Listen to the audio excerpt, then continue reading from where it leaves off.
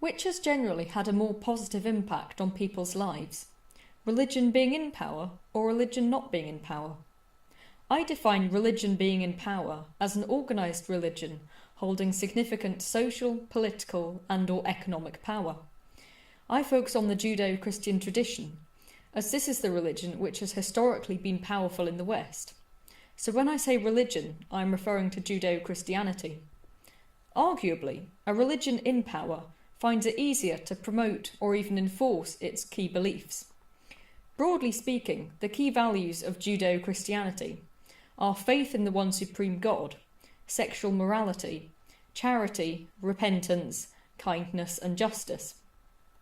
However, the way Christianity has used its power hasn't been very pretty. When Catholicism reigned pretty much supreme across most of Europe, it used its power to enrich itself, persecute those who did not follow its creed, and enforce Christian morals. However, might does not make right, and the very enforcing of morals is in opposition to biblical values of freedom of choice and personal autonomy.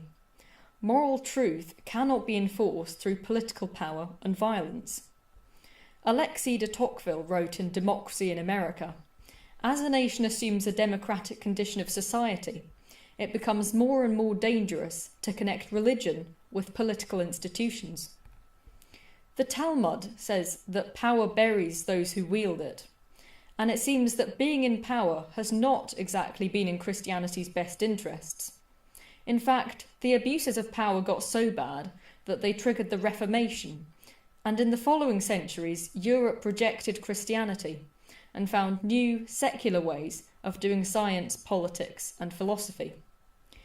In Not in God's Name, Jonathan Sacks argues that when religion loses power, it is forced to rediscover its roots, citing the crushing of the Jews in 66 and 135 CE.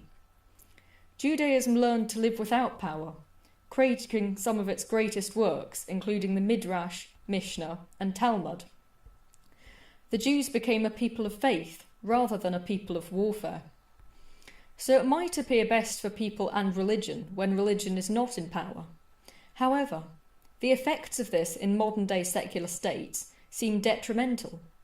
Many Western democracies have increasing divorce rates, increasing abortion rates, and escalating mental health problems in young people. In The Great Partnership, Jonathan Sacks attributes this to a decrease in religious belief. He says, eventually people discover that in this new social order, i.e. one where religion plays almost no role at all, communities grow old and weak. People lack deep, stable structures of support, and the bonds across the generations grow thin.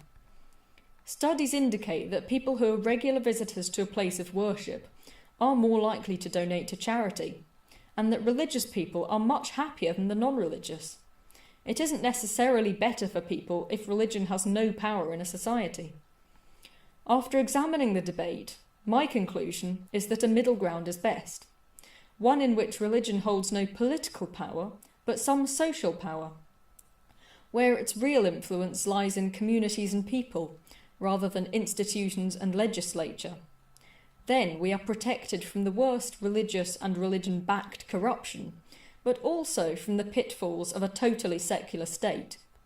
One faith community which has used this balance to survive through history is the Jews, who have lacked political influence for centuries, yet kept their belief and community strong through a faith based not around politics or government, but around home, school and synagogue. As a result, they have generally not been lured into corruption. For these reasons, I feel that Judaism is a prime example of how religions can conduct and sustain themselves when out of power. Christianity has been out of power for far less time than Judaism, so it struggles to know how to sustain itself in increasingly secular states. However, in time it will learn to survive or become extinct.